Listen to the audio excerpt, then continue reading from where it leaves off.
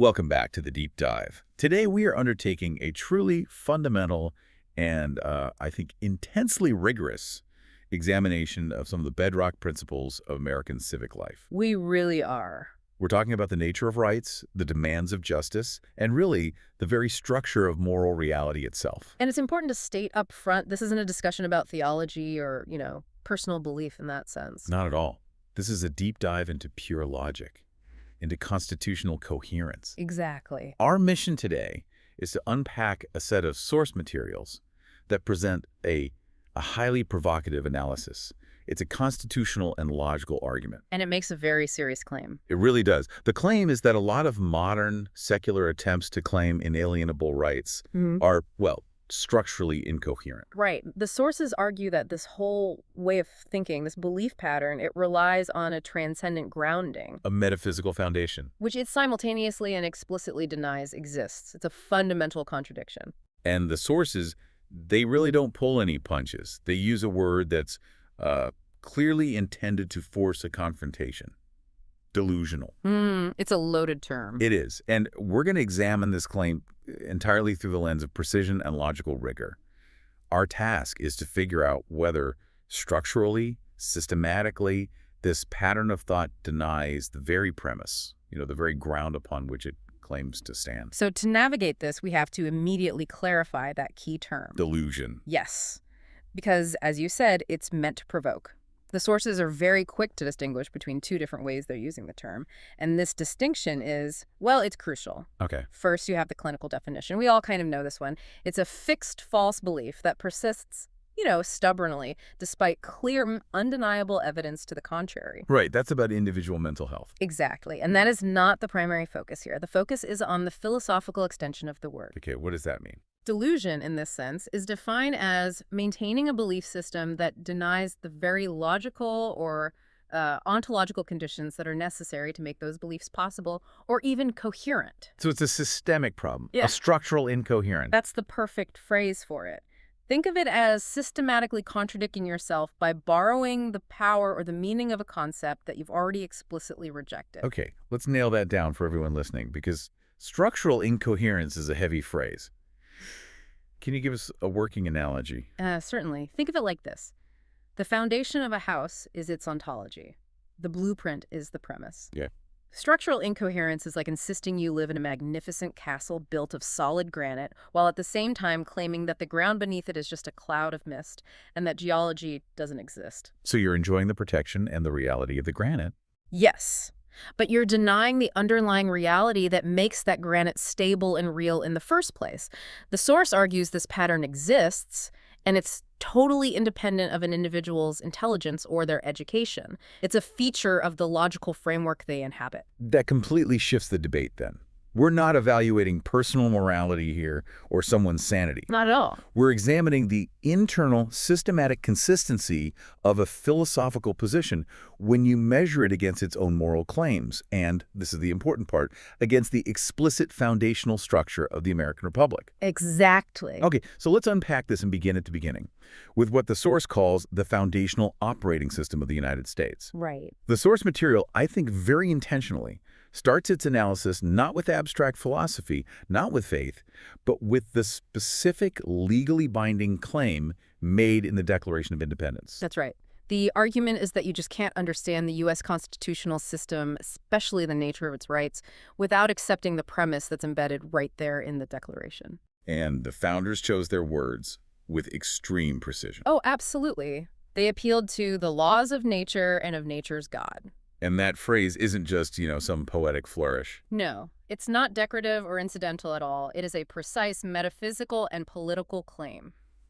It places the source of rights completely outside the reach of the king, of parliament, of any human majority. So it's saying that rights are grounded in the objective structure of reality itself. Yes, a moral order that exists prior to and independent of human governments or cultures or institutions. I think we often rush past that line in the Declaration. We treat it like a historical artifact. But the sources are arguing it has real legal weight. It defines the relationship between the people and the government. Precisely. This language dictates two monumental conclusions for the American system. First, The Constitution is just a mechanism for managing rights, not for creating them. Okay, that's a huge difference. Huge. And second, the government itself is bound by, limited by, and subservient to a higher moral law. And that law is the source of those rights. So that leads us directly to the core distinction that the source material analyzes. It does. The idea that rights are recognized, not granted. What's the practical difference there? Well, if rights were granted by the state, they'd be subject to the whim of the state. Right. Sure. They could be taken away. But because the Declaration asserts that they are recognized, meaning they pre-exist the government is fundamentally constrained by them. If the moral law is written into the structure of the universe, then no human political project can legitimately repeal it. And that brings us to, I think, the single most critical word that defines this entire framework. Inalienable. Yes. It's a word we hear constantly in political discourse, but this analysis forces us to understand its full, rigorous weight within this specific constitutional context. So what does inalienable mean if you accept the Declaration's premise? In this framework, inalienable means that these rights cannot be legitimately surrendered, they can't be transferred, they can't be taken away by any human authority. Not by anyone. Oh, not by a dictator, not by a supermajority, not even by the consent of the individual themselves. And the why is critical. Why? Because the authority that established the right nature's God stands outside and above human political power. So if human political power had established the rights in the first place. Then they would be, by definition, alienable. They could be taken away. To call a right inalienable is to make a definitive, powerful claim about its source. Okay. The moment a right becomes detachable or revocable or subject to human revision, it stops being a right in the sense the founders used the term. It immediately transforms into something else. Like a temporary privilege. A privilege, a political permission, a fragile custom, exactly. Right. So if you're a citizen living under the American constitutional structure, you are, whether you know it or not, operating within a system whose fundamental rule, its source code, so to speak, is the existence of a moral reality independent of human will. That is the source's definitive claim. It argues this transcendent grounding is the operating system of the American Republic. It's not just a historical footnote. No, it's not a polite nod to 18th century deism. It is the structural premise upon which the entire architecture of constitutional rights, free speech, due process, equal protection, it's what it all rests on. And if you remove that... If you remove that metaphysical commitment, the system doesn't just lose its poetry. The sources argue its entire structure collapses into something completely different and unstable. This is where it gets really interesting because the sources then pivot from constitutional analysis to pure logic. Right. They assert that the question of rights isn't a matter of subjective opinion. It's a logical necessity. They call it an inescapable binary. Yes, an inescapable choice. When you ask about the source of rights, there are only two stable possibilities. Option A, a source beyond human power. Or option B, a source from human power. The argument is there's no logically stable third option. And that's the logical hinge for this whole deep dive. If we accept that binary, we absolutely must explore the logical consequences of choosing the non-transcendent option, option B, the human source. And this is where the critique of modern secular claims really begins in earnest. It does. So let's analyze option B, the claim that rights come solely from human sources, the state, Right. cultural consensus, pragmatic social contracts, even evolutionary biology.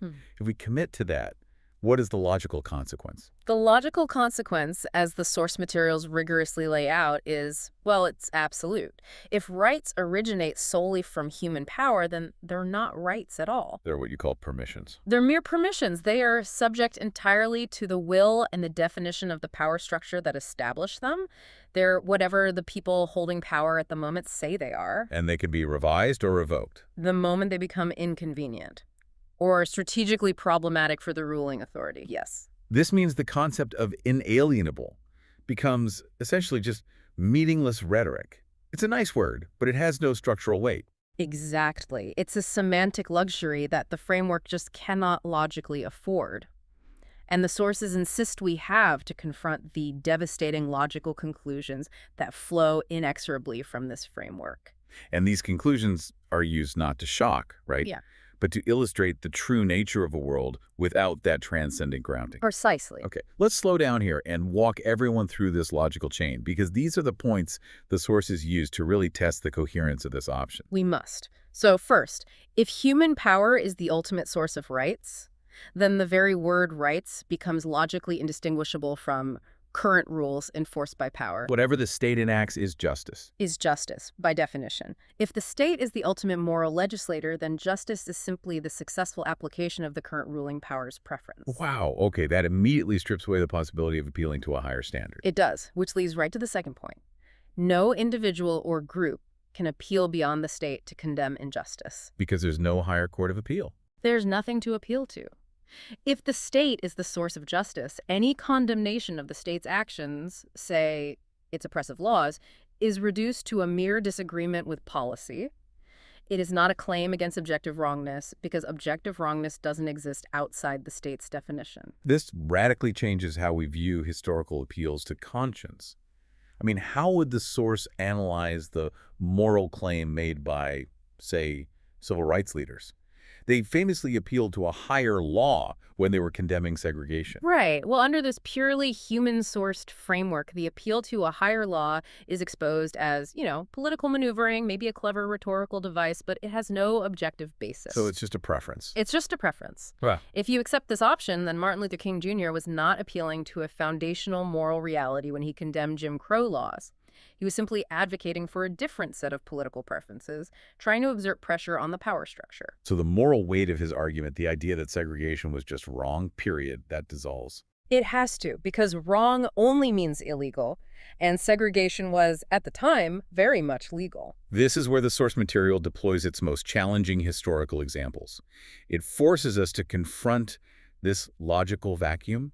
So if there's no objective moral law, what happens to our judgment of the past? The source is ruthlessly clear on this. Under this framework, slavery was not wrong when states permitted it. It was simply legal. There's no external standard to judge it by. None. There is no objective standard outside of the law that existed at the time. The law defined justice, and slavery was the law. The only way to call slavery objectively wrong is to smuggle in the transcendent grounding of the other option. And it gets even more stark. It does. Taking it further, the source states that the Holocaust was not a violation of inalienable rights. It was the state exercising its ultimate defining authority. Likewise, genocide is not inherently evil. It is merely a policy choice. A policy choice? Adopted by the current ruling power structure to achieve, strategic or political ends. I understand the logical necessity of those conclusions within that framework. But for the listener who is instinctively recoiling at that, and they should be, why are those shocking conclusions necessary to state? They're necessary because they act as the ultimate test of the framework's coherence. The source isn't endorsing these horrific actions, of course not. Yeah. It's insisting that if you accept the premise that rights are only human constructs, you must accept the conclusion that human constructions can legitimize anything. And if that conclusion causes a visceral reaction? If the weight of moral history and human experience causes immediate, visceral revulsion at the idea that the Holocaust was merely a state policy, that revulsion is the strongest possible evidence that the person already believes in a higher moral standard that transcends human law. So the feeling itself reveals the contradiction. That revulsion is the empirical manifestation of the contradiction. It proves you don't actually believe what you say you believe. That's a powerful way to frame it. Now, before we explore that contradiction further, we have to address the attempt to find a middle path. Ah, yes. The middle path. The idea that, okay, rights are human constructs, but they're incredibly important ones that we all agree to uphold. The analysis dismisses this immediately, because structurally, it is just the human source option dressed up in the moral vocabulary of the transcendent option. It's borrowing moral weight it hasn't earned. Exactly. It's trying to have the moral authority of transcendence without the metaphysical commitment. Saying a human construction is really important it's just the subjective affirmation of preference. It's a statement about our current feeling, not about objective reality. So it's still just a consensus. It's just a consensus. And what happens when consensus shifts? What happens when a powerful group decides those rights are inconvenient or detrimental to their new social project? They're revocable. They're disposable. It collapses entirely back into the authority of human construction, which is always subject to human deconstruction when power dynamics change. There is no stable middle path. Okay, so if we accept that there's no stable middle ground, we now have to turn to the core observation of the source material. Which is that much of modern secular civic discourse is defined by an ongoing systematic pattern of contradiction. Let's detail the two opposing components that are apparently appearing simultaneously in our public dialogue. Okay, so the first component is what the source calls the explicit rejection. This is the philosophical stance that denies any transcendent moral order, any objective reality for values, any God. This is the idea that morality is just evolved behavior. Right. Ethics is a pragmatic social contract. Hmm. Values are cultural artifacts. There is no moral law external to humanity. That's the explicit rejection. Okay, so what's the second component? The second is the simultaneous invocation. This is the use of moral and political language that inherently presupposes the very thing that was just rejected. How so? People are constantly speaking and acting as if objectivity exists. They say things like human rights are real and must be respected universally, dignity is inherent and non-negotiable. Or some acts are genuinely, objectively wrong. Exactly. Not just something we dislike, but inherently definitively evil. So the source is arguing that the belief system is trying to operate with two mutually exclusive pieces of software running at the same time. That's a great way to put it. The person claims that all moral facts are subjective, yet they demand universal objective moral adherence from others. That is the structural incoherence. It is. And as we hinted at earlier, the clearest, most visceral manifestation of this contradiction isn't found in some abstract philosophical treaty. It's found in the experience of raw moral outrage. Right, think about the nature of outrage. When we witness a genuine violation of what we feel is a fundamental right, the reaction is never subjective or conditional. Never. Nobody takes to the streets saying, I personally disagree with this policy and my highly evolved cultural preferences are being violated. No. The reaction is absolute and objective. This is wrong, period.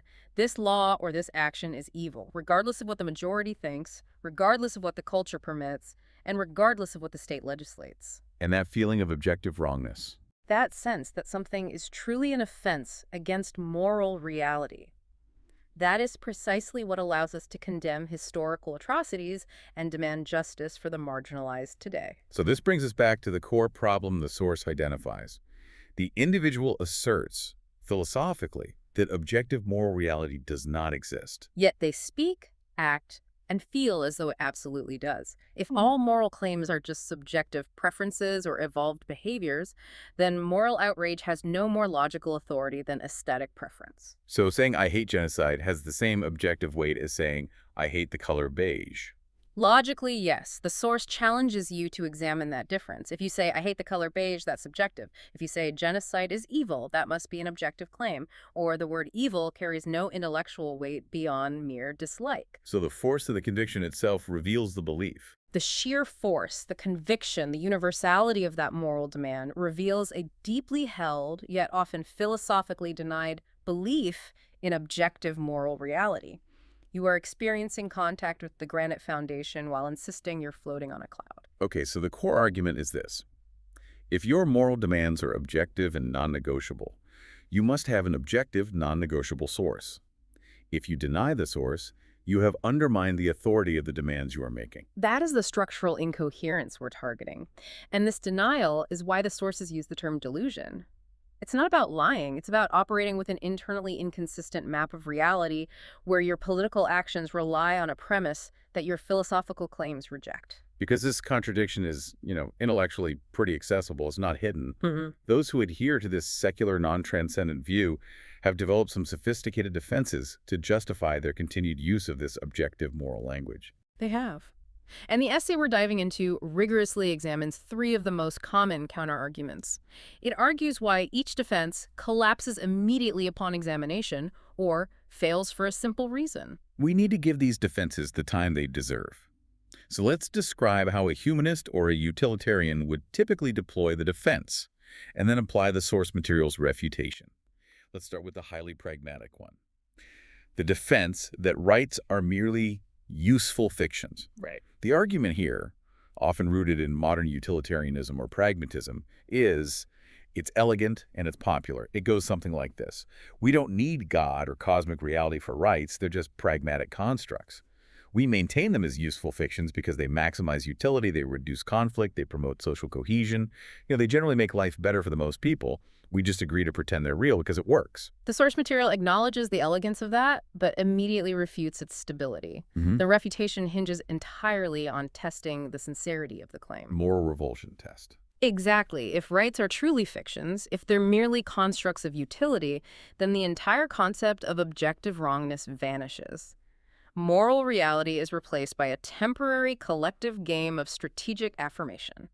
So if that's true, if it's just a fiction, then condemning cruelty or injustice, it just loses its fundamental force. It does, and the source uses specific, stark examples to test the coherence of this defense. If rights are useful fictions, then we must logically conclude that the systematic torture of children is not actually wrong in any ultimate cosmic sense. It's a discouraged practice. It is merely a discouraged practice that happens to violate our current socially agreed upon fiction of utility. That's it. And what about something like sexual violence? Under this framework, rape is not a genuine violation of inherent untouchable dignity. It's simply an act we, as a society, prohibit because it's strategically suboptimal for social order and collective peace. And the most chilling conclusion remains. Genocide is not inherently fundamentally evil. It is merely strategically disastrous for long-term global stability, an outcome we find highly inefficient. A listener might push back here and say, but wait, isn't human compassion enough? Isn't the revulsion we feel at cruelty simply evolved empathy? Why do we have to resort to something transcendent when simple biology and sociology explain why we discourage those acts? That is the precise question the source addresses, and it draws a very sharp line between empathy and moral law. Empathy, the feeling, it explains why we dislike pain, but it doesn't establish the moral necessity that the pain ought not to be inflicted. Empathy is the feeling. Yeah. Morality is the duty. That's a perfect summary. Furthermore, if cruelty is merely biologically discouraged, then if a powerful group of people are not biologically inclined to empathize with a marginalized group, say, psychopaths or those with deep and prejudiced worldviews, then their lack of empathy doesn't violate an objective moral rule. It just represents a different, albeit currently unpopular, set of biological impulses or social preferences. So the source argues that anyone who feels that immediate visceral moral revulsion at the idea that genocide is just strategically suboptimal, anyone who understands that an atrocity is evil, regardless of the law, is revealing that they do not, in fact, believe rights are useful fictions. Absolutely. Their moral experience acts as a de facto commitment to an objective moral reality, which completely contradicts their stated philosophical position. So the source would conclude that continuing to deny the only framework that makes that objective condemnation coherent is basically choosing intellectual comfort. The comfort of denying the transcendent ground. Over logical consistency. Because the moment the rubber meets the road on any major moral question, they immediately flee the useful fiction argument and appeal to objective truth. They have to. It's the only way their condemnation makes sense. Okay, let's move to the second defense. This one tries to sidestep the entire debate by claiming agnostic uncertainty. The advocate says, look, I recognize the binary, but I don't have enough information. I don't know whether an objective moral order exists, so I'm withholding judgment entirely. It tries to be the stance of radical intellectual humility. But the source argues it isn't intellectual humility at all, it's a performative contradiction. And it fails because you cannot claim ignorance about the foundation while simultaneously relying on that foundation for your most important moral and political claims. So you can't have it both ways. You can't. Think about the act of agnosticism here. If you are genuinely uncertain about the objective reality of justice, how can you coherently condemn a state's action as objectively unjust? Right. How can you claim in court that your rights are genuinely inalienable and untouchable, while at the same time claiming ignorance about the very source that would make them untouchable? When you engage in political activism, or you protest a grave injustice, you're acting with profound moral certainty. You're not acting with uncertainty. Precisely. You are demanding an ought, that things should be otherwise. That transcends the current reality. The moment you demand justice as if it were a non-negotiable fact, you are revealing a deep-seated certainty that an objective moral structure exists, regardless of what you claim philosophically. So the agnostic position functions as an evasion. The source argues it does.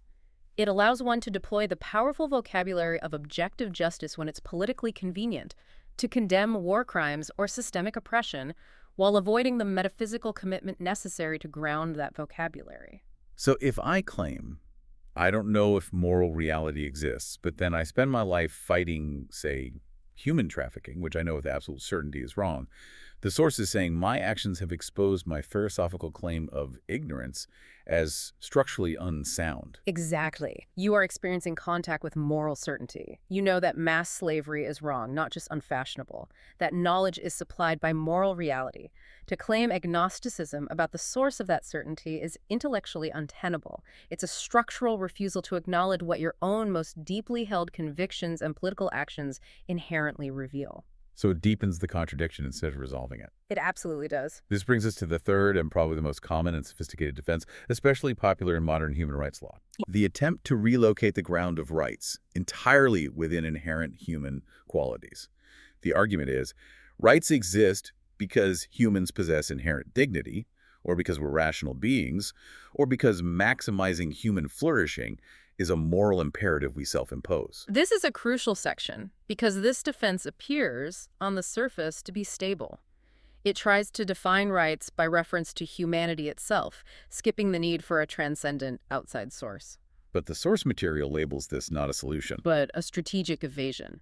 It merely relocates the problem rather than solving it. Okay, so if we agree that human dignity exists and is important, why can't that be the self-evident starting point? Why does the source insist we have to ask the next question? Why does dignity objectively matter? Because if you establish dignity as the ground, you are defining a moral law. The source then insists you ask, is that dignity true, independent of human opinion, or is it merely a value we have chosen to affirm? This forces the answer right back into that inescapable binary. Okay, I see. So what are the two paths from there? Well, if the answer is dignity matters because we decided it matters and we've agreed on it through consensus, then we have collapsed back entirely to option one, human construction. And we know where that leads. We do. Human constructions are inherently temporary. They're subject to being deconstructed by the same human authority. If tomorrow the majority decides that a specific class of people, the elderly, the unborn, political rivals, lack dignity, then in this framework, that decision is legitimate. Because human opinion is the ultimate authority. That seems to be the fundamental fragility of that position. Yeah. It provides no protection against the human authority, just redefining the terms of humanity itself. Precisely. Now let's look at the alternative answer within this defense. If the advocate recognizes the fragility of human consensus, they might try to say something else. What would they say? They might say, no, humans objectively possess dignity that is real and binding, independent of our opinion, or reason reflects a true objective structure of reality that mandates certain behaviors. And if they take that path, then they have, in the source's words, smuggled in transcendent ground through the back door. They have claimed an objective reality, a non-negotiable value, dignity, reason, moral necessity that exists independent of human opinion and human decree. And that objective, independent, non-negotiable moral reality is the transcendent moral order they claim to reject in the first place. So there's simply no stable, non-contradictory middle ground. The source concludes there isn't one. Every attempt to avoid transcendent grounding inevitably fails. It either dissolves into subjective power politics, where rights are just permissions, or it tacitly assumes the very transcendent order it claims to avoid by using words like objective, inherent, and inalienable. Okay, so now we take this highly abstract, purely logical conflict, and we drop it right into the middle of the U.S. Constitution, into our civic life, and see what happens to the citizen who holds this structural contradiction. Right. The analysis moves to the specific dilemma within the U.S. system where the Declaration's metaphysics are arguably definitional. That's the key. The American system is built upon the requirement of a source beyond government. If a citizen denies that source, the sources argue they are left with two primary actions available in public life, and both of them Fall into a complete trap. a complete trap of incoherence. Yes. Let's analyze position A, claiming constitutional protection. This is the most common action.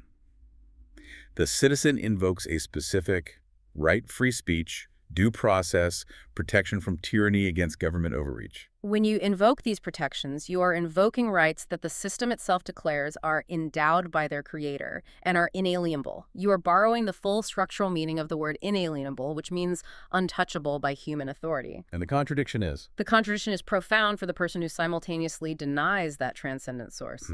If you deny the creator exists, you're left with a situation where the highest remaining moral and legal authority is human institutions, the state. And if there's no authority beyond human institutions? The highest human authority, the government, can legitimately alienate those rights. There is nothing above the state to say otherwise. So when a citizen stands in court and says, my right to free speech is inalienable, while simultaneously believing free speech is just a useful human convention, their argument technically loses its binding force. Exactly. The citizen is arguing this right is untouchable, but simultaneously asserting there is nothing above the power structure to make it untouchable. This renders their appeal merely a plea to the state's self-interest or its current policy, not a recognized metaphysically constrained limitation on the state's power. The word inalienable becomes, in that moment, a lie the speaker is telling himself. The source concludes this is logically delusional, claiming the system's protections while denying the metaphysical premise that makes those protections coherent and binding. You're standing on the Declaration's foundation and demanding its protection, while denying the foundation's very existence. But what about the person who recognizes this contradiction and decides to reject the framework entirely? Let's look at position B, advocating systemic reform. This person might say, okay, I see the logical trap. I reject the Declaration's metaphysics entirely, and I want to reform the entire system onto new, secular, humanistic foundations, a system of rights based purely on reason.